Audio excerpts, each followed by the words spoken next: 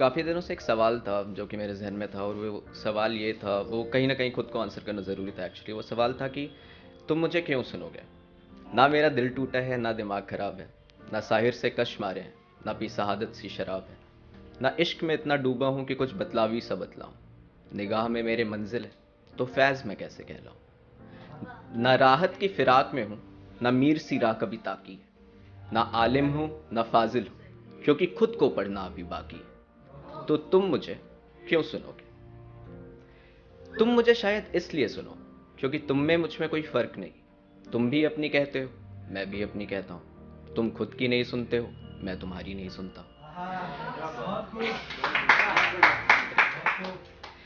शब्द जो निकल गए कलम से मेरी, तो वो किसी की वाह वाह के मोहताज नहीं।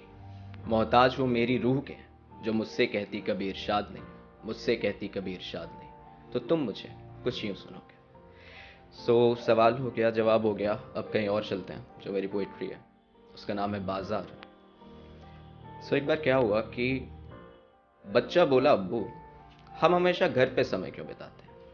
अब्बू बोले, चल बेटा फिर आज बाजार घूम कर आते हैं। दोनों चले जो हाथ को पकड़े, था खड़ा मोहल्ला देख रहा।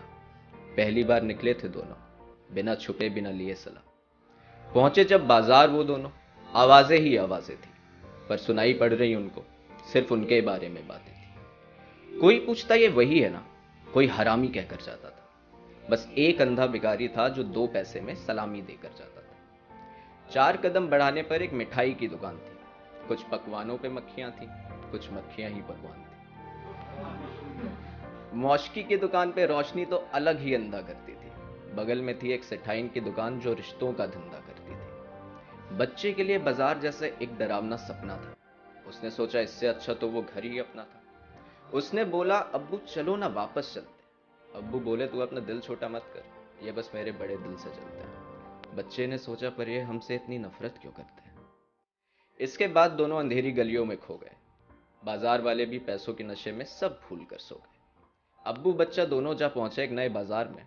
बच्चे को लगा जैसे इससे खुशहाल जगह ही नहीं है इस संसार में। हर कोई हंस कर देखता था, हर कोई पास बुलाता था। यहाँ का तो भिखारी भी मुफ्त में दुआ देकर जाता था। बच्चे ने बोला, ये बाजार अच्छा है, मुझे यहीं पर आना है। अब्बू बोले, ऐसा वैसा बाजार नहीं है बेटा, ये रंडी खाना है। यहाँ ठेके पे जवानियां उठती हैं, रातों की रिश्वत चलती है। सूरज यहाँ कभी उठता नहीं, यहाँ शमा जिस्म की गर्मी से जलती है। यहाँ हर किसी के 2 चेहरे हैं, एक सुंदर है एक मायूस है। यहाँ शाबाशी ये बोलकर देते हैं कि तू साली कितनी मनहूस है।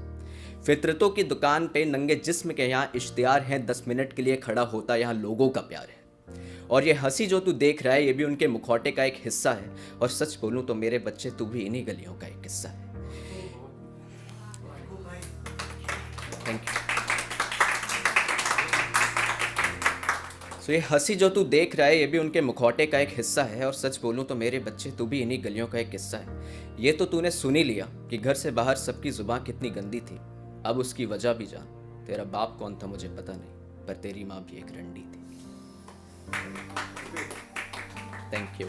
So this was my poetry, and I must say this was my 3rd performance. तीसरी जगह है, but the warmth and the cuteness which is present here is like impeccable completely, and I'm sure it comes from the like your pure intent. It's driven by the inspiration of Veer and everything.